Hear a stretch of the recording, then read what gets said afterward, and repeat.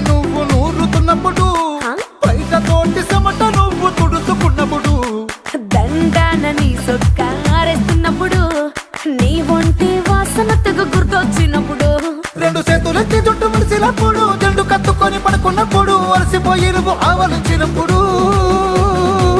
వచ్చుండై feelings వచ్చి వచ్చి చంపేస్తుండ